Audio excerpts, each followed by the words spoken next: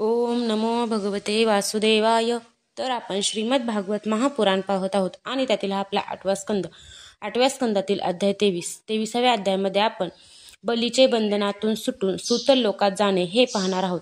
श्री सुख म्हणतात, सनातन पुरुष भगवंत जेव्हा असे म्हणाले तेव्हा साधूंना आदरणीय अशा महानुभाव दैत्य राजाच्या डोळ्यातून अश्रू वाहू लागले. प्रेमाच्या उद्रेकाने त्याचा कंठ दाटून आला. हात जोडून गदगद वाणीने तो भगवंतांना म्हणू लागला. बली म्हणाला, प्रभो, मी आपल्याला वंदन करण्याचा फक्त प्रयत्न केला, तेवढ्यानेही आपल्या चरणांना शरण आलेल्या भक्तांना जे फळ मिळते तेच फळ मला मिळाले. लोकपाल आणि देव यांच्यावर सुद्धा आपण जी कृपा कधी केली नाही ती माझ्यासारख्या नीच असुरावर केलीत. श्री सुख म्हणतात, वरुणाच्या पाशातून मुक्त झालेल्या बलीने भगवान विष्णू, ब्रह्मदेव व शंकरांना प्रणाम केला आणि प्रसन्न मनाने असुरांच्या सह तो सूतल लोकात गेला.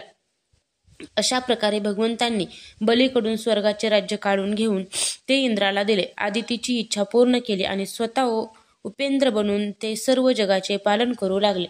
जेव्हा प्रल्हादांनी पाहिले की माझा वंशज नातू राजा बली बंधनातून सुटला आणि त्याला भगवंताचा कृपाप्रसाद प्राप्त झाला, माझा वंशज नातू बली बंधनातून सुटला आणि त्याला भगवंताचा कृपाप्रसाद प्राप्त झाला, तेव्हा भक्तीने भारावून जाऊन त्यांनी भगवंताची स्तुती केली. प्रल्हाद म्हणाले, प्रभो, हा कृपाप्रसाद कधी ब्रह्मदेव, लक्ष्मी आणि शंकरांना सुद्धा प्राप्त झाला नाही, तर दुसऱ्यांची गोष्टच कशाला.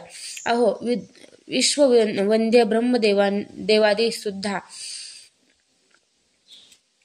ज्यांच्या चरणांना वंदन करीत असतात तेच आपण आम्हा असुरांचे किल्लेदार झाला आहात. हे शरणागत वत्सल प्रभो, ब्रह्मदेव इत्यादी लोकपाल आपल्या चरणकमलांचा मकरंद रस सेवन केल्यामुळे अनेक विभूती प्राप्त करतात. आम्ही तर जन्मत दुर्जन आणि कुमार्गगामी आहोत.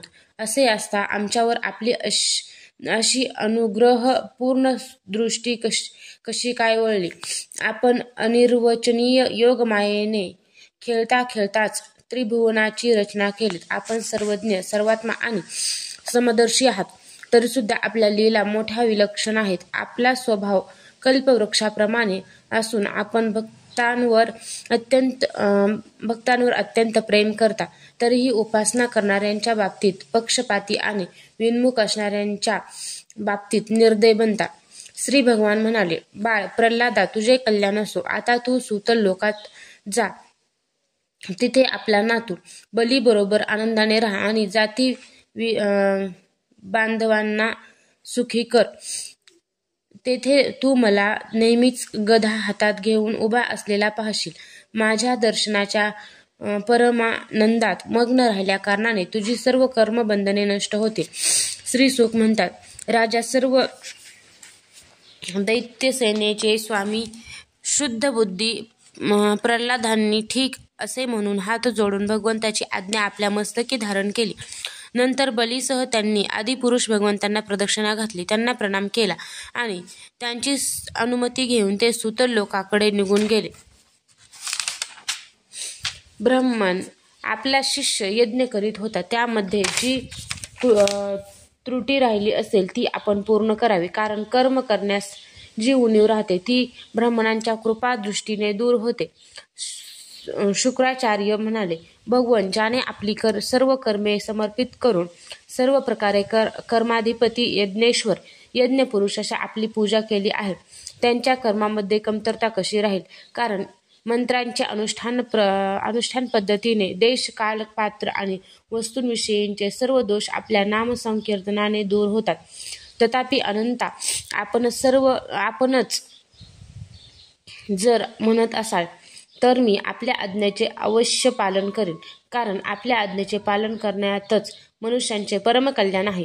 श्री सुख म्हणतात, शुक्राचार्यांनी भगवान श्रीहरींच्या आज्ञेचा स्वीकार करून अन्य ब्रह्मर्षींसह बलीचा यज्ञ पूर्ण केला. परीक्षिता, अशा प्रकारे वामन भगवंतांनी बलीकडून पृथ्वीची भिक्षा मागून आपला मोठा भाऊ असणाऱ्या इंद्राला शत्रूंनी हिरावून घेतलेले स्वर्गाचे राज्य दिले.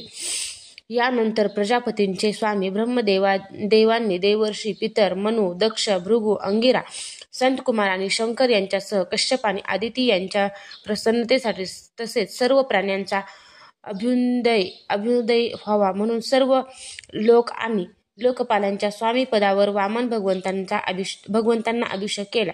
परीक्षिता, वेद, सर्व देवता, धर्म, यश, लक्ष्मी, मंगल, व्रत, स्वर्ग आणि मोक्ष या सर्वांचे रक्षक म्हणून सर्वांच्या परम कल्याणासाठी त्यांनी भगवान वामनांना उपेंद्राचे स्थान दिले.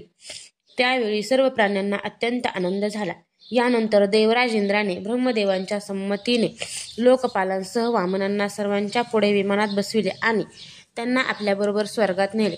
इंद्राला एकतर त्रिभुवनाचे राज्य मिळाले आणि शिवाय उपेंद्रांच्या शौर्याची जोड मिळाली. सर्वश्रेष्ठ ऐश्वर्य लक्ष्मी त्याची सेवा करू लागले. यामुळे निर्भय होऊन तो आनंदित झाला.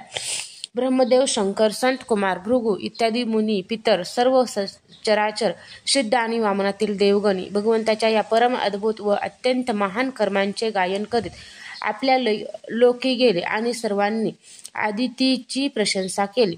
परीक्षिता, मी तुला भगवंताची ही सर्व लीला ऐकविली. ही ऐकणाऱ्यांची सर्व पापे नष्ट होतात. भगवंताच्या अनंत लीला आहेत. त्यांचा महिमा अपार आहे. जो मनुष्य त्यांचा अंत जाणू इच्छितो तो जणू काही पृथ्वीवरील परमाणूंची संख्या मोजू इच्छितो. भगवंताच्या संबंधी मंत्रदृष्ट्या महर्षी वशिष्ठांनी वेदांमध्ये म्हटले आहे की जो भगवंताच्या महिम्याचा अंत जाणू शकेल असा पुरुष कधी झाला नाही, सध्या नाही आणि होणारही नाही. अद्भुत लीला करणाऱ्या देवादिदेव वामनांच्या अवतार चरित्राचे जो श्रवण करतो त्याला परमगती प्राप्त होते. देवयज्ञ, पितृयज्ञ आणि मनुष्ययज्ञ अशा कोणत्याही कर्मांचे अनुष्ठान करतेवेळी जेथे जेथे भगवंताच्या या लीलेचे कीर्तन होते ते कर्म सफल होते. अध्याय 23 समाप्त.